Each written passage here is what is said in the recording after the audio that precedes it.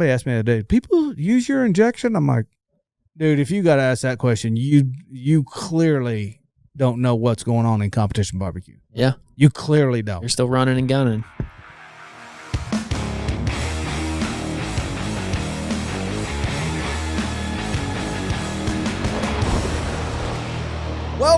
Welcome to another episode of Kosmo Unfiltered. And today is going to be a special episode. But before we get started, how are you, Wes?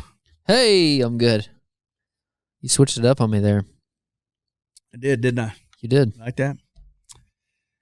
On this week's episode, we're going to talk about 3 things you need to know before getting into competition barbecue, and you're not going to want to miss this one. If you like barbecue or competition barbecue, or you watch competition barbecue on TV, Food Network, all that crap, you're going to want to hear this. But before we get started, first of all, I want to thank everybody for watching and listening, no matter where you're at. If you love what we're doing, please share this with a friend. Drop us a comment. Tag us on social media. We love hearing from you. And without further ado, let's just jump right in it. Boom. 3 things you need to know before getting into competition barbecue. What do you think number 1 is, Wes? You can't be a vegan. No, you can't be a vegan. I guess you could. It just wouldn't, It wouldn't make a lot of sense. No, it wouldn't make a lot of sense. Wouldn't make a lot of sense. I have them in front of me, but I'm trying to keep it interesting. You're trying to keep them looking? Yeah. I mean, you can see them. Oh, man. You asked me like you didn't want me to know, so I was trying not to know. I've had people come to me and go, do you compete anymore? And I'm like, yeah, sometimes here and there. I mean, right now I'm just super busy with the podcast, with the business. It's just, competition barbecue was always like that was my time away. Right. The time I could decompress and think about other things and do all that. And a lot of people don't know this. I actually had a heat stroke a couple years back at a barbecue event. Well, not at there. I had it when I got home.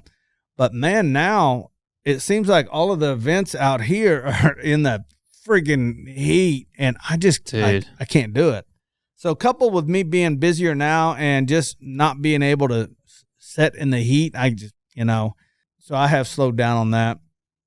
But the number 3 thing you need to know if you're wanting to get into competition barbecue is, number 1, it's expensive. Yeah. When I first got started, a brisket was $40-$50. Yeah. You could go to a competition, no kidding, for $250. And then you split that, with your buddies.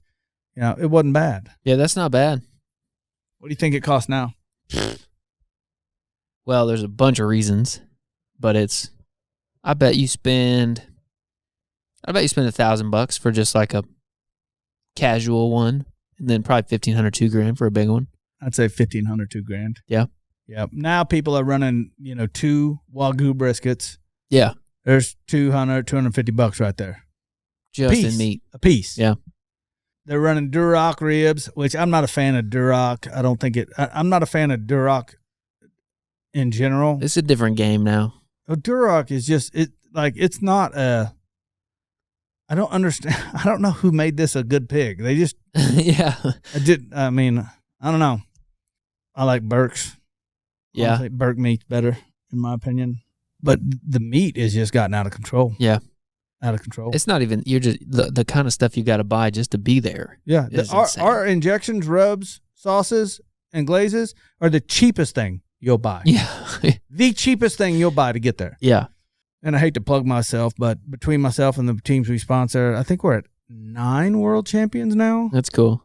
And somebody asked me the other day, people use your injection? I'm like, dude, if you got to ask that question, you clearly don't know what's going on in competition barbecue. Yeah. You clearly don't. You're still running and gunning. Yeah. It is expensive. Golly. Steak is cheap. Steak, yeah, that steak kind of, the competition as a whole got popular as barbecue got more expensive. Yeah. You can show up in your back of your car and compete. Yeah. And be home for dinner. Yeah. No, that's the one thing I do love about steak. It's a one day. You can get up, depending on where it is, you can be, back home that evening. Yeah. Which leads me into my number 2. dude, it is a ton of travel. Even if you live where we do. Even if you live where we do. Yeah, and they're all around us. Yeah. The good thing about here is there's a lot of close ones, but there's times that I would leave a competition and drive for 7 hours back home. Yeah. And that's not that far away. Like, No, 7 hours isn't that far. Well, it is when you got to go to work on Monday. It is when you got to go to work on Monday. You're hauling a trailer and you got to unpack all your shit, clean all your shit. Yep. Dude, it's like in Florida having a boat. Yeah, it's clean it up. A lot of travel. It's a lot of travel. It's a lot of running up the road. Heck, diesel, golly, I don't know how diesel is always higher than gas. Diesel is a byproduct of gas. Yeah. But maybe somebody can explain that to me down in the comments. At least that's what I've always heard. Hell, I don't know. But yeah, it is a ton of travel. Wear, tear, tires, just all that. So, but my number one thing is the top thing you need to know is you're going to make some of the best friends you've ever had in your life. People that I still talk to, I mean, every day. And I may not see some of them for, a year, 2 years, 3 years, but, we'll send texts and, call each other. Tell Facebook. Fish stories. Yeah. It is some of the best people on the planet. Now, half of them will lie to you, especially if you ask them a secret. Right. They'll lie straight to your face. That's right. Don't trust them. Oh, but, I remember I pulled up at an event and broke a leaf spring. Like right there. And I was like, what the heck? And the guy next to me, he's like, man, I got a, Good Sam. I'll just tell him it's my trailer. They came out and fixed it for $80. Nice. Like, I was in a field. If that was anybody else, that would have been, $500-$600, pop. But, it cost me $80 with his insurance. So, nice little reminisce on competition barbecue. Kind of miss it now. It was a long time ago.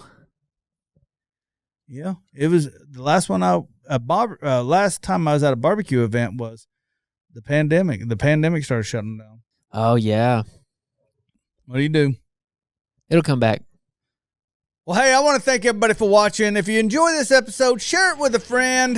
If you have a question or a comment, drop it down below or tag us at Kosmo Unfiltered on social media. We would love to hear from you, and I'll catch you in the next video. Peace.